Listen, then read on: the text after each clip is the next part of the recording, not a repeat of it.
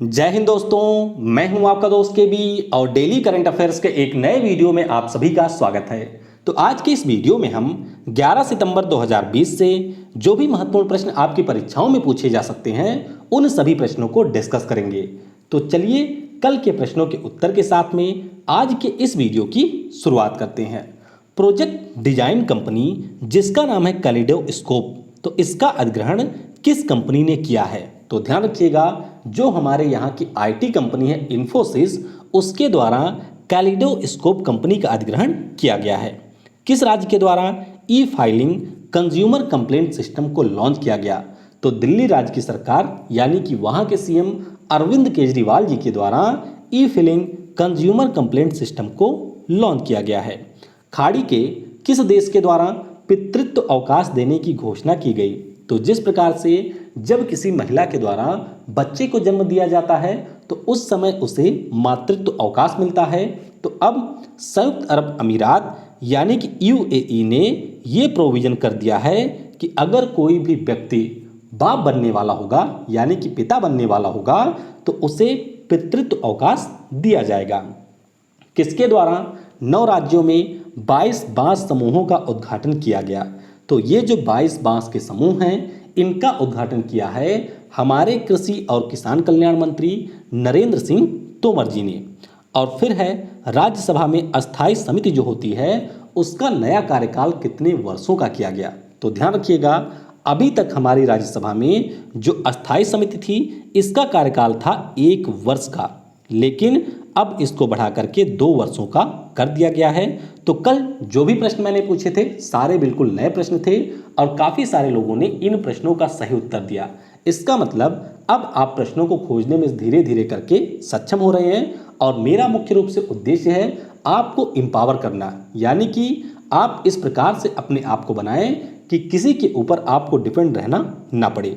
तो ये हैं उन लोगों के नाम जिन्होंने ऐप के ऊपर कल क्विज दिया था। तो धीरे धीरे करके ऐप में जो क्विज देने वाले हैं उनकी परफॉर्मेंस में इम्प्रूवमेंट देखने को मिल रही है और मैंने आपसे बार बार कहा है कि आप लोग ऐप के ऊपर क्विज जरूर दिया करें।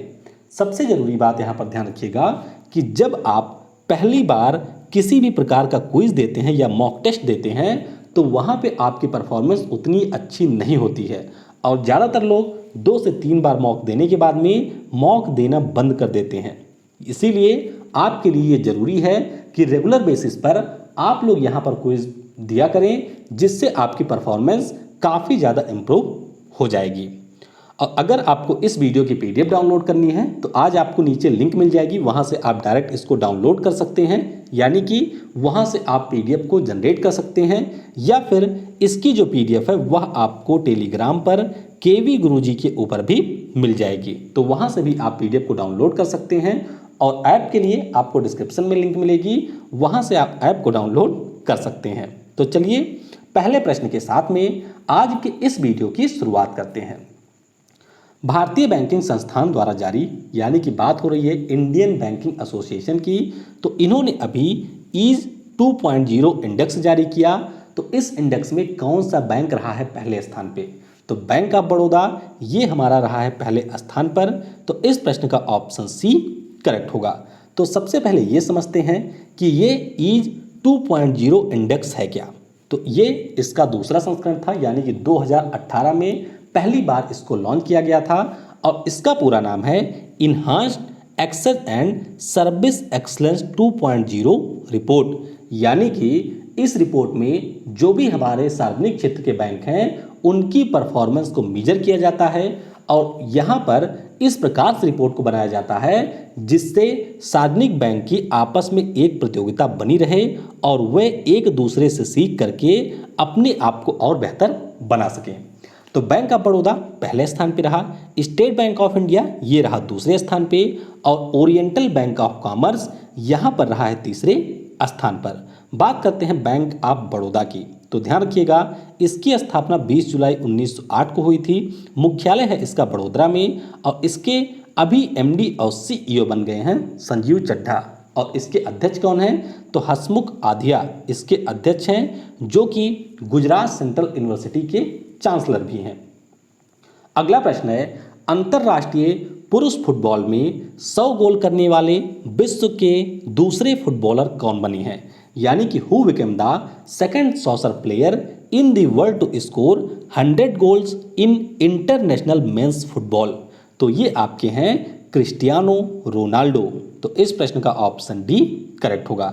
दरअसल अभी UEFA nation league football tournament का आयोजन किया जा रहा है और उसी दौरान स्वीडन के विरुद्ध एक मैच के दौरान इन्होंने अपना 100वां गोल दाग दिया।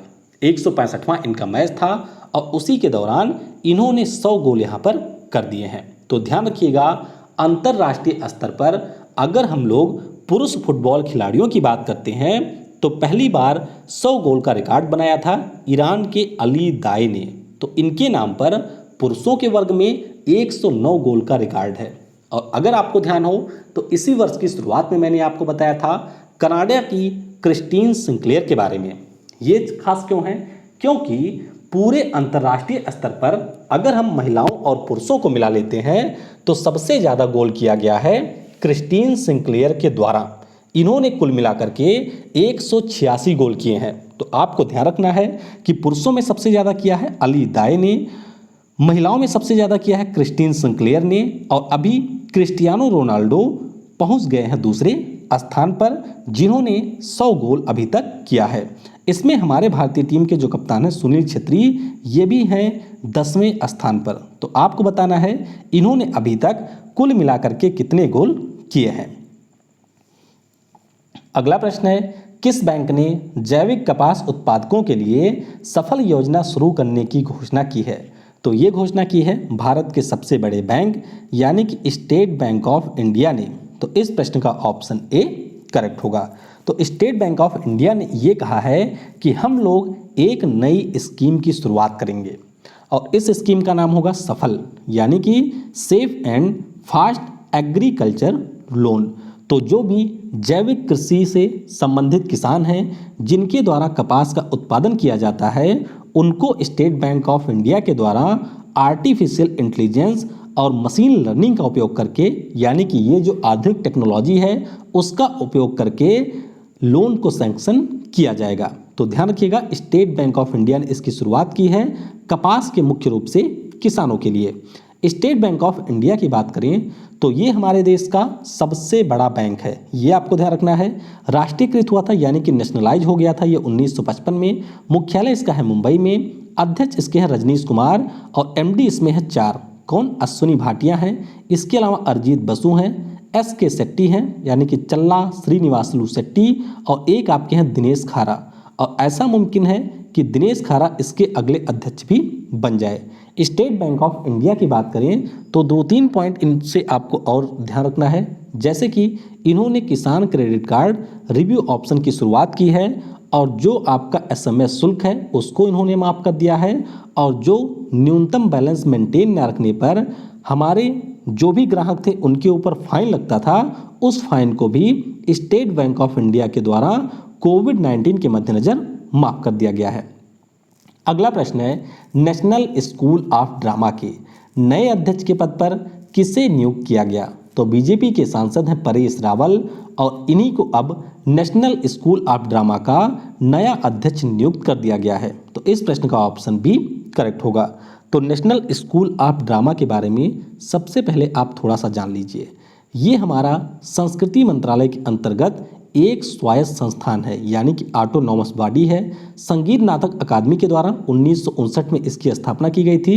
बाद में 1970 के बाद शायद 1972 में यह एक स्वायत्त संस्थान बन गया था। तो मुख्यालय इसका है नई दिल्ली में, और अब वर्तमान में जो इसके अध्यक्ष हैं सुरेश शर्मा, इनके स्थान पर हमारे राष्ट्रपति रामनाथ कोविंद जी के द्वारा परेश रावल की नियुक्ति की गई है।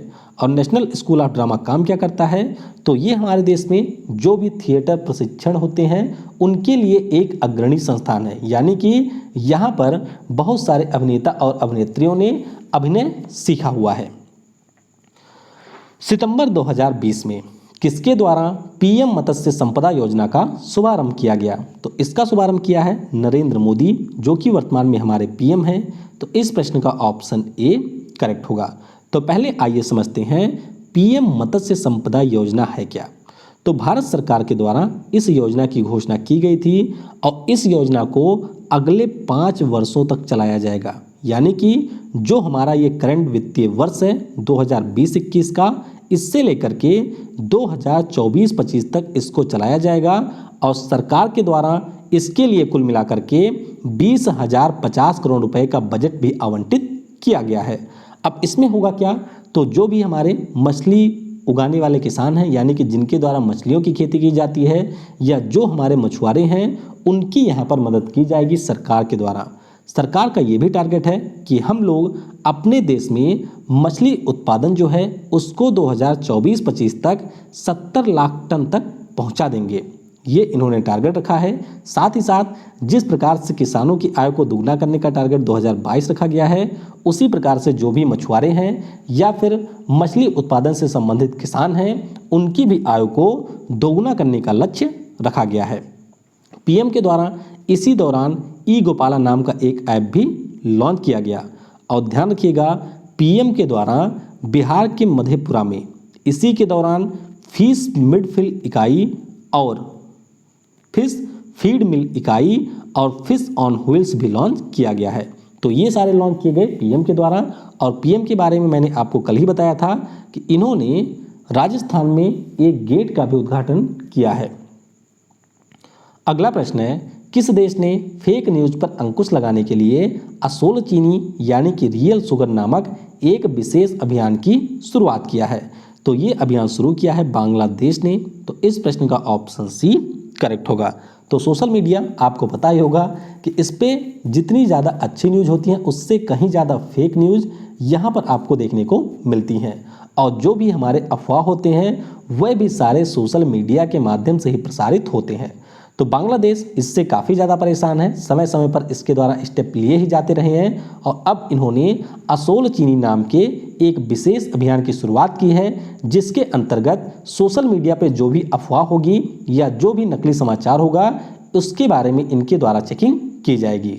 तो बांग्लादेश की राजधानी आपको ढाका में मिल जाएगी, मुद्रा यहाँ की है टका, पीएम यहाँ की है शेख हसीना। और अभी बांग्लादेश के लिए हमारे यहाँ से विशेष पार्सल ट्रेन भी चली थी। एक चली थी आंध्र प्रदेश से जो कि लेके गई थी सूखी मिर्च, और एक चली थी गुजरात से जो कि लेके गई थी डाई। विक्रम दोरईस्वामी यहाँ के नए राजदूत बन गए हैं भारत की तरफ से। और एकुशी पुस्तक मेला भी बांग्लादेश में आयोजित किया जाता है। तो ये सारी चीज़ें आपको ध्यान रखनी है। आइए थोड़ा सा बांग्लादेश का मैप देख लेते हैं। तो ये आपके सामने है बांग्लादेश। ये हमारे वेस्ट बंगाल के साथ में, मेघालय के साथ में, त्रिपुरा के साथ में, असम के साथ में और मिजोरम के साथ में सीमा बनाता है। यानी कि कुल 5 राज्यों से ये सीमा बनाता है। और भारत की जो सबसे लंबी स्थलीय सीमा है वह भी आपको बांग्लादेश के साथ में ही देखने को मिलेगी। एक दिन किसी ने पूछा था कि ये जो नेपाल है यह किनके साथ सीमा बनाता है, क्या ये पश्चिम बंगाल के साथ सीमा बनाता है या तो नहीं? तो आप यहाँ पर क्लियरली देख सकते हैं कि ये पश्चिम बंगाल के साथ में भी सीमा बनाता है। अगला प्रश्न है, सितंबर 2020 में पहली बार हिमालय को बचाने के लिए अंतर्राष्ट्रीय दिवस, हिमालय नहीं, शिक्षा को हमले से बचाने के लिए अंतर्राष्ट्रीय दिवस यानी कि international day to protect education from attack, ये मनाया गया। तो पहली बार इसको मनाया गया है 9 सितंबर को। तो इस प्रश्न का ऑप्शन बी करेक्ट होगा। ध्यान रखिएगा, यूनेस्को और यूनिसेफ के अनुरोध पर कतर देश के द्वारा एक प्रस्ताव लाया गया था जिसको 62 देशों ने सह प्रायोजित किया था। और उसके बाद में यूनाइटेड नेशन जनरल असेंबली के द्वारा मई 2020 में इसे घोषित किया गया था। यानी कि यह दिवस पहली बार मनाया जा रहा है। जैसे हम लोगों ने पढ़ा था अभी नीले आसमान के लिए अंतर्राष्ट्रीय दिवस, उसी प्रकार का यह एक दिवस है। तो इस बार की थीम है प्रोटेक्ट एजुकेशन सेव दी जनरेशन। तो यह दिवस मनाया क्यों जाएगा? दरअसल अभी इसी वर्ष एक रिपोर्ट आई थी जिसका नाम है एजुकेशन अंडर अटैक 2020।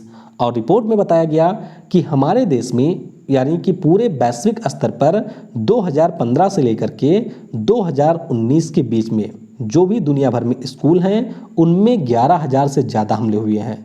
तो छात्रों को, शिक्षकों को और जो भी हमारे स्कूल हैं उनको इस प्रकार से हमले से बचाने के प्रति जो भी प्रयास किए जा रहे हैं उन सभी प्रयासों के बारे में लोगों को जागरूक करने के लिए यह दिवस मनाया जा रहा है। अगला प्रश्न है, वर्ष 2021 में शांति के नोबेल पुरस्कार के लिए किस राजनेता को नामित किया गया है? तो ये हैं डोनाल्ड ट्रंप। कौन है? डोनाल्ड ट्रंप, जो कि वर्तमान में अमेरिका के राष्ट्रपति हैं और रिपब्लिकन पार्टी से इस वर्ष एक बार फिर से राष्ट्रपति की उम्मीदवार भी हैं। तो इस प्रश्न का ऑप्शन डी करेक्ट होगा। अब ये काफ़ी अचंभित करने वाली बात है कि डोनाल्ड ट्रंप जैसी शख्सियत यहाँ पर पीस प्राइज के लिए नॉमिनेट हुआ है। तो नॉमिनेट क्यों हुए? तो आपको पता होगा, अभी 3 महत्वपूर्ण काम किए गए हैं डोनाल्ड ट्रंप के द्वारा। पहला, इन्होंने तालिबान अफगानिस्तान के बीच में सुलह करवाया, यानी कि एक शांति समझौता करवाया। सर्बिया और कोसोवो के बीच में करवाया ही है। और सबसे महत्वपूर्ण, इन्होंने करवाया अब्राहम अकॉर्ड इजराइल और यूएई के बीच में। तो इसीलिए इनको यहाँ पर नॉर्वे के एक सांसद है जिसका नाम है क्रिश्चियन गेडेड, उनके द्वारा 2021 के लिए, ध्यान रखिएगा, 2021 के लिए ये पीस प्राइज के लिए नामित हुए हैं। बात करते हैं नोबेल पीस प्राइज की, तो आपको ये ध्यान रखना है, केमिस्ट्री, फिजिक्स या फिर इकोनॉमिक्स या फिर मेडिसिन की बात करें तो उन सभी क्षेत्रों में जो नोबेल पुरस्कार है वह स्वीडन की राजधानी स्टॉकहोम में दिया जाता है। लेकिन जो हमारा पीस प्राइज होता है यह आपके नॉर्वे की राजधानी ओस्लो में दिया जाता है। और 2019 के लिए इथियोपिया के जो पीएम हैं आबे अहमद अली, इनको शांति में नोबेल पुरस्कार दिया गया था क्योंकि इन्होंने इरिट्रिया देश के साथ में अपने रिश्ते को काफ़ी बेहतर कर लिया था। तो ये आपको यहाँ पर ध्यान रखना है। 3 नवंबर 2020 को अमेरिका में चुनाव होना है। जो बाइडेन है रिपब्लिकन पार्टी से, डेमोक्रेटिक से, और डोनाल्ड ट्रंप यहाँ पर है रिपब्लिकन पार्टी से। हाल ही में किस बैंक को global bank of the year चुना गया? तो ये है आपके सिंगापुर का बैंक जिसका नाम है DBS। तो इस प्रश्न का ऑप्शन बी करेक्ट होगा। तो द बैंकर मैगजीन के द्वारा ये अवार्ड यहाँ पर दिया गया है। तो कुल मिलाकर के लगातार तीसरे वर्ष DBS बैंक को किसी न किसी संस्थान के द्वारा बेस्ट बैंक का अवार्ड मिल चुका है। जैसे कि 2018 की बात करें तो उस समय ग्लोबल फाइनेंस के द्वारा DBS बैंक को best bank in the world के पुरस्कार से सम्मानित किया गया था। और 2019 में यानी कि पिछले वर्ष यूरो मनी के द्वारा विश्व के सर्वश्रेष्ठ बैंक का पुरस्कार मिला था DBS बैंक को। और अब द बैंकर मैगजीन के द्वारा यहाँ पर the banker of the global banker of the year का पुरस्कार मिला है DBS बैंक को। DBS बैंक ये सिंगापुर का बैंक है, 1968 में स्थापना हुई थी और CEO हैं हमारे यहाँ के पीयूष गुप्ता। और मैंने आपको बताया था कि द बैंकर मैगजीन के द्वारा एशिया प्रशांत क्षेत्र के लिए बैंकर ऑफ द ईयर का पुरस्कार मिला था हमारे RBI के 25वें नंबर के गवर्नर शक्तिकांत दास को। अगला प्रश्न है, प्लेयर जपाट ने किस क्रिकेटर को अपना नया ब्रांड एम्बेसडर नियुक्त किया है? तो ये दोनों क्रिकेटर देख सकते हैं, ये है स्मृति मंधाना और यहाँ पर है भुवनेश्वर कुमार। तो इस प्रश्न का ऑप्शन बी और सी करेक्ट होगा। तो इस प्रश्न का ऑप्शन डी करेक्ट होगा। प्लेयर जपाट की बात करते हैं तो यह एक फैंटेसी स्पोर्ट्स गेमिंग प्लेटफॉर्म है, जैसे आपने ड्रीम 11 देखा होगा या फिर फैन मोजो है, तो इसी प्रकार का एक प्लेटफॉर्म है प्लेयर जपाट। तो कुछ अन्य ब्रांड एम्बेसडर भी नियुक्त हुए हैं जिनके बारे में आपको थोड़ा सा पता होना चाहिए, जैसे कि ओकले के हैं Rohit Sharma, Bajaj Allianz life insurance के हैं आयुष्मान खुराना, एस बोटअप के अभी बने हैं ड्वेन ब्रावो, वेस्ट इंडीज के खिलाड़ी हैं और T20 में इन्होंने 500 विकेट भी पूरा किया है। मिंत्रा ने बनाया है कियारा आडवाणी यानी कि प्रीति को, और WTF स्पोर्ट ने सुरेश रैना और हरमनप्रीत कौर को अपना ब्रांड एम्बेसडर नियुक्त किया है। अगला प्रश्न है, दक्षिण भारत की पहली किसान रेल किस राज्य से हरी झंडी दिखाकर रवाना की गई है? तो ये रवाना की गई है आंध्र प्रदेश से। तो इस प्रश्न का ऑप्शन सी करेक्ट होगा। किसान रेल है क्या? तो इसके बारे में मैं आपको कई बार बता चुका हूँ। इस वर्ष का जो वित्तीय वर्ष 2020-21 के लिए बजट आया था उसमें घोषणा की गई थी किसान रेल की। और ये है क्या? तो इसके अंतर्गत जो हमारे यहाँ पर खराब होने वाली फल या सब्जियां हैं यानी कि पेरिसेबल गुड एंड फ्रूट्स हैं, उनको यहाँ पर ट्रांसपोर्ट किया जाएगा। तो इसी के लिए इसकी घोषणा की गई थी। तो पहली ट्रेन मैंने आपको बताया ही था कि महाराष्ट्र के देवलाली से बिहार के दानापुर तक संचालित की गई थी।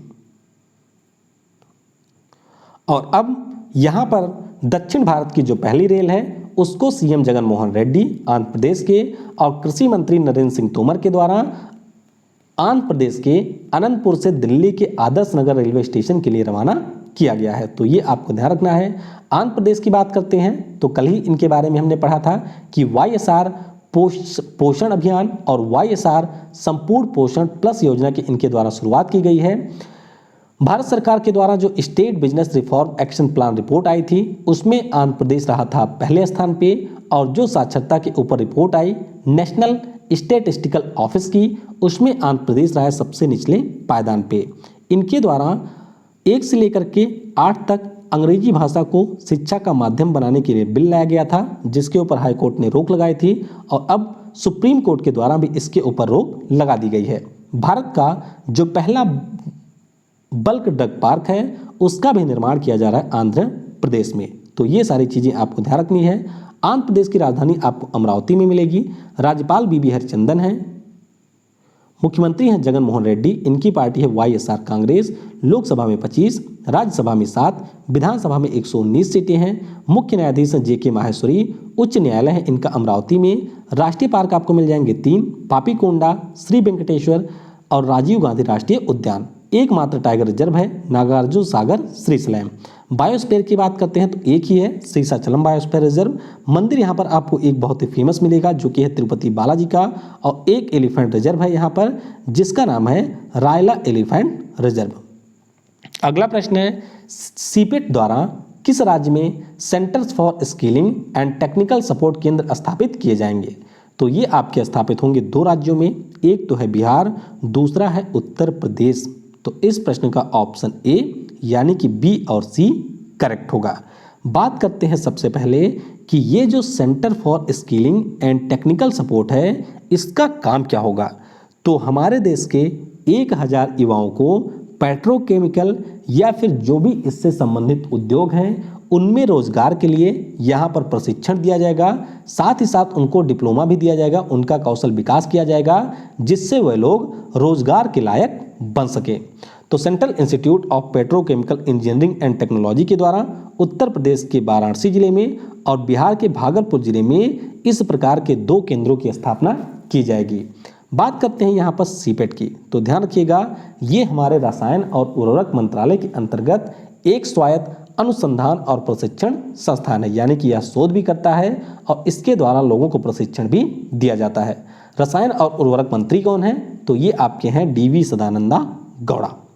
चलिए कुछ अन्य महत्वपूर्ण चीज़ों के बारे में थोड़ा सा जान लेते हैं। 9 सितंबर को दुनिया भर में आत्महत्याओं को रोकने का दिन यानी कि वर्ल्ड सुसाइड प्रिवेंशन डे मनाया गया। कब मनाया गया है? 9 सितंबर को। ये प्रिंटिंग मिस्टेक है, 9 सितंबर को मनाया गया। तेलुगु भाषा के एक बहुत ही प्रसिद्ध अभिनेता थे जिनका नाम था जयप्रकाश रेड्डी, इनका अभी निधन हो गया है। वित्त मंत्री निर्मला सीतारमण जी के द्वारा सार्वजनिक बैंकों के लिए डोर स्टेप बैंकिंग सेवाओं की शुरुआत की गई, यानी कि कोरोना वायरस महामारी के बीच में अब ये आपके घर पर बैंकिंग की सेवाएं उपलब्ध कराएंगे। ICICI बैंक के द्वारा स्टार्टअप्स के लिए आई स्टार्टअप 2.0 कार्यक्रम की शुरुआत की गई। भारत, फ्रांस और ऑस्ट्रेलिया के बीच त्रिपक्षीय वार्ता का आयोजन अभी किया गया है और ये पहली बार हुआ है। इससे पहले अभी मैंने आपको बताया था अमेरिका, भारत और इजराइल के बीच में भी इसी प्रकार का एक त्रिपक्षीय वार्ता हुई थी जिसमें तीनों देशों ने 5G टेक्नोलॉजी के ऊपर सहयोग करने की बात की थी। ICICI बैंक के बारे में आपको ये ध्यान रखना है कि किसानों को सैटेलाइट के माध्यम से यानी कि सैटेलाइट का यूज करके किसानों को ऋण देने की प्रक्रिया शुरू करने वाला पहला बैंक बन गया है ICICI बैंक। तो ये भी कुछ महत्वपूर्ण चीज़ें थी। आज की वीडियो से आपके लिए प्रश्न है, garden reach ship builders engineering द्वारा निर्मित पहला फास्ट पेट्रोल वेसल का नाम क्या है? भारतीय विज्ञान कांग्रेस 2021 का आयोजन कहाँ होगा? भारतीय मौसम विज्ञान विभाग के महानिदेशक कौन हैं? कोलकाता बंदरगाह का नया नाम क्या है? World athlete of the year से किसे सम्मानित किया गया? और मिलन नौसेना अभ्यास 2020 का विषय क्या था जिसका आयोजन विशाखापट्टनम में किया जाना था लेकिन यह आयोजित नहीं हो सका कोविड-19 के कारण। और आज शाम की जो वीडियो होगी उसमें हम लोग RRB NTPC के प्रीवियस ईयर के जो क्वेश्चन पेपर हैं उन्हीं को डिस्कस करेंगे। अभी तक 2 वीडियो मैं ऑलरेडी बना चुका हूं और फिर इन वीडियो के आधार पर जो भी महत्वपूर्ण टॉपिक होंगे उनके ऊपर भी मैं आपको सेपरेट वीडियो बनाऊंगा। फिलहाल आप लोगों को अपना सपोर्ट बनाए रखना है जिस प्रकार से आपने अभी तक बनाया है। Thanks for watching. जय हिंद, जय भारत। और सबसे ज़रूरी, पढ़ेगा भारत तो बढ़ेगा भारत।